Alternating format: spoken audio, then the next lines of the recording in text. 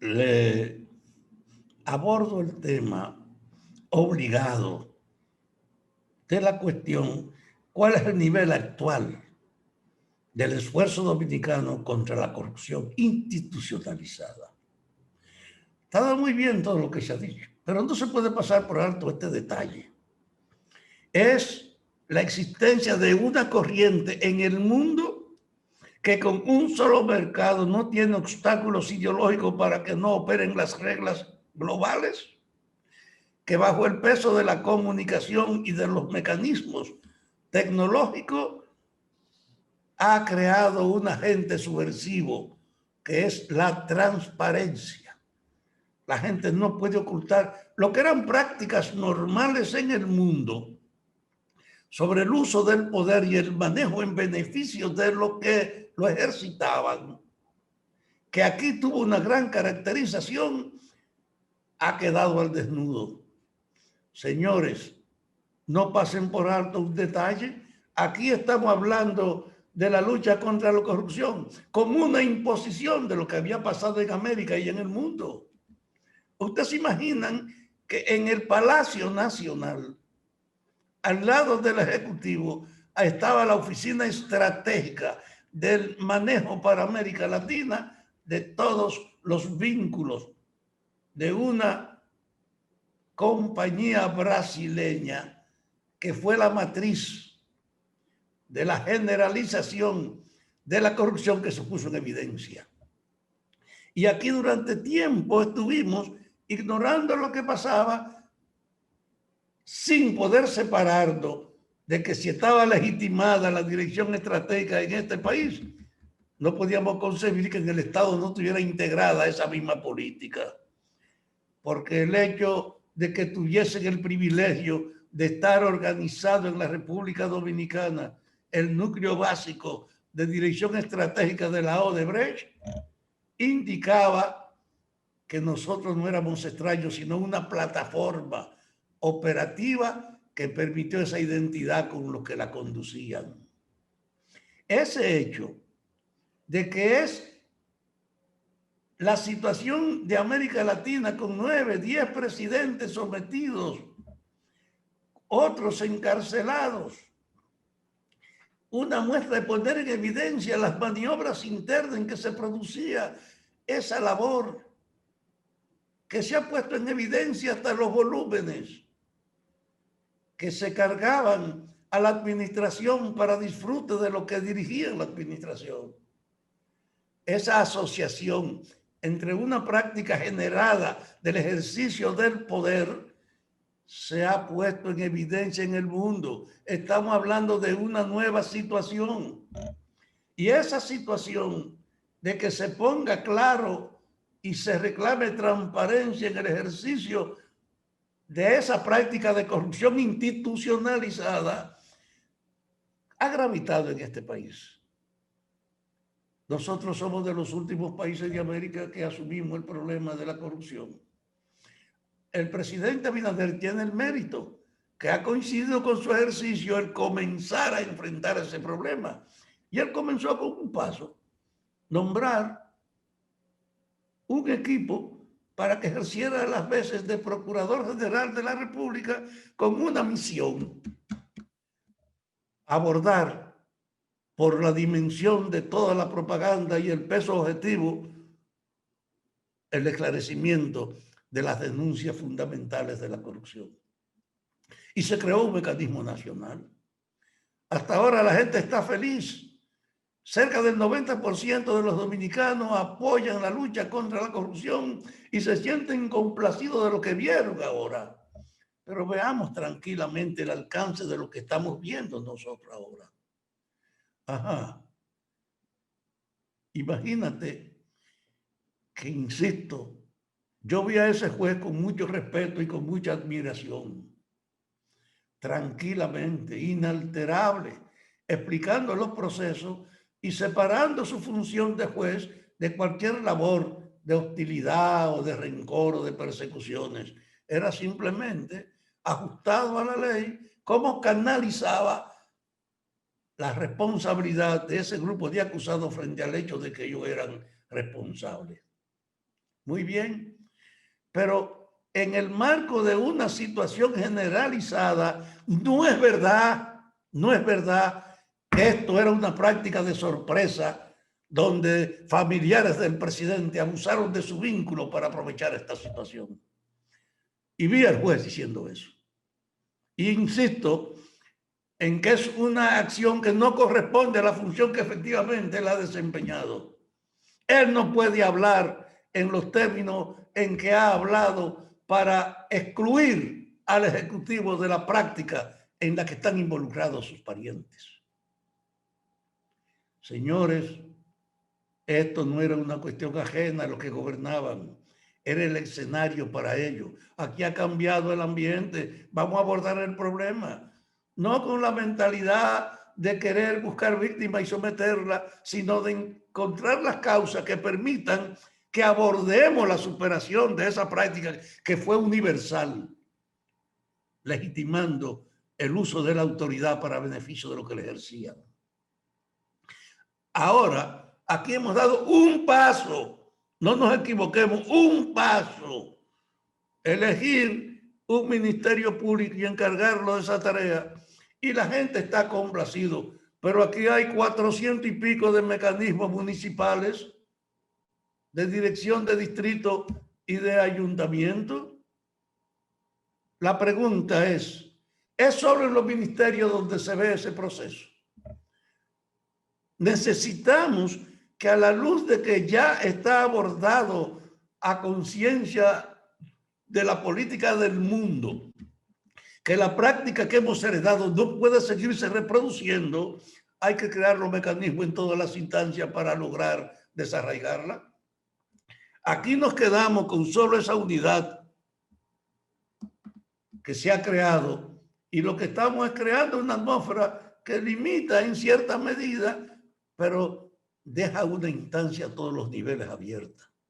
Yo prefiero que abordemos el problema en función de hacer general en el país y en todas las instituciones esta lucha oportuna contra la corrupción. Por eso quiero ver a cada ministerio con una evaluación. No tiene que llegar el fiscal para que ellos lo presenten. Los nuevos incumbentes deben expresarle a este país cómo encontraron su área, cuáles prácticas ellos no pueden ignorar ni pueden legitimar. Debe haber una ofensiva de esclarecer en cada ministerio esas prácticas que reproducían una política mundial y que aquí ahora hemos sido arrastrados a tener que tratarla y lo estamos haciendo con mucha alegría, pero con mucha limitación. Yo quiero ver, así como hablo de los ministerios, la relación de la sociedad civil con el gobierno, empresarial o popular. ¿Cómo eran? Que pongamos la transparencia en hacer reconocer al país cómo es el vínculo institucional de la sociedad con el poder político. Y que aseguremos que en cada provincia, por lo menos en cada provincia, exista una actividad ordenada para que el Ministerio Público dedique, como lo está haciendo esta comisión, una atención especial a la denuncia de la corrupción, a los hábitos en lo que se entendían con los financiamientos y las inversiones de los aparatos públicos en todas las formas de tráfico, de influencia para repartirse los excedentes que se organizaban. Si aquí no se garantiza que en todas las provincias exista un núcleo como este nacional, que los ministerios públicos sean formalizados para convertir la lucha contra la corrupción en un tema urgente, no que estemos solo mirando lo que pasa en la capital. Si no hacemos eso, este esfuerzo no tendrá el impacto trascendente que debe tener. Yo creo que por eso debemos entender los límites. Es la situación universal que nos impuso a nosotros la lucha contra la corrupción. No fue una iniciativa nuestra, fue la saturación de todas las evidencias de que aquí también había una base operativa de una matriz de la bandera fundamental de la corrupción que se enarbolaba en América Latina. Y esa presión, junto a todo lo que pasa, a la masividad que hay de los medios de comunicación, llegó un presidente que tomó una medida acertada, crear esa instancia y decirle que no cuenten con él, que no tienen que comunicarla, que actúen a su responsabilidad. Abinader ha dejado en manos de lo que ha nombrado la tarea de esclarecer el hecho por lo que ellos están ahí. Y ha creado entonces una expectativa de que hay una vocación en el Ejecutivo para profundizar la lucha contra la corrupción.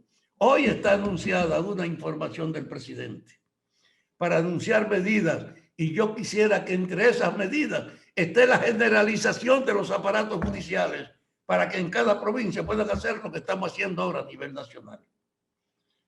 Vamos a esperar, pues, las declaraciones del presidente, pero no ignoremos que hemos sido arrastrados a tener que enfrentar esta lucha. Y ahora tenemos, por ejemplo, una concentración de apoyo de la población que no se ha tenido para ninguna otra actividad. La muerte de Trujillo fue un acontecimiento, pero habían demasiados trujillistas preocupados y eran el poder. Y yo creo, además éramos un movimiento social muy débil, con poca formación. Ni siquiera la muerte de Trujillo ha generado una acción como esta que se produce ahora, de identidad de la abrumadora mayoría, en que se siga hacia adelante con la transparencia y con la puesta en evidencia de todos los delitos relacionados con la corrupción. Por eso lo reitero, no me gustó que el juez excluyera al Ejecutivo cuando no es posible separar al Ejecutivo de esa práctica general de la corrupción que se estaba viviendo en el mundo. Pero esas son las cosas. El juez actuó en una forma que todo el mundo la vemos con simpatía, y yo no he querido dejarle de lado esta apreciación, independientemente de la consecuencia que tiene uno enfrentarse directamente con el poder, porque yo sé lo que es desafiar el poder. Sin embargo, esto no es un problema solo de la familia del Ejecutivo ni de 4 o 5 funcionarios suyos. Es efectivamente una práctica general que existía. Ajá, mira, yo vi el caso de la OISOE a un subalterno de Pagán, el responsable, le arrastra el hecho de que él seguía las solicitaciones de Pagán. Y yo me pregunto, ¿y Pagán de quién recibió orientaciones? Ay, ¿por qué se agota eso ahí? Porque él era un instrumento, Pagán, de la autoridad que era la que ordenaba todo lo que pasa. No encubramos eso, no lo encubramos. Vamos a ponerlo en evidencia real para que podamos limpiar de verdad y a fondo esta funesta herencia de la corrupción institucionalizada en la que hemos vivido. Por eso yo espero que se piense en generalizar la organización del Ministerio Público para que en todas las áreas del país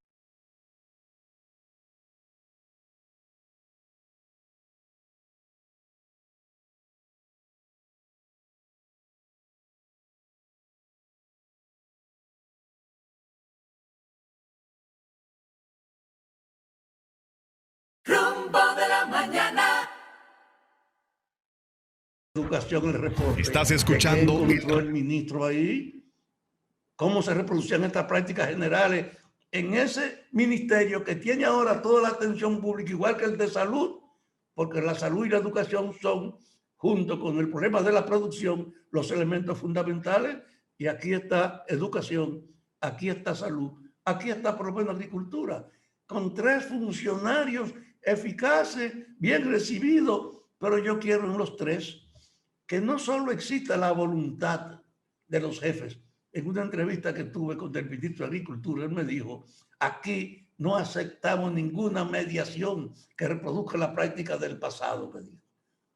Ni parentesco, ni relación de afinidad, ni recurso, y está actuando transparentemente frente a todos los intereses. Lo mismo yo quiero verlo en educación y lo quiero ver en salud pública y que además nos digan cómo era que operaban allá los activistas de la mafia. Si eso no se hace y nos quedan solo en el hecho, nos van a distraer con una acción que no va a atacar las raíces del mal. Las raíces del mal son nacional, en un momento internacionalmente favorable para enfrentarla y el país tiene que asumirla. Ojalá estas ideas coincidan con las palabras del presidente que hoy se dirigirá a toda la nación para explicar las nuevas medidas. Gracias, Isidro.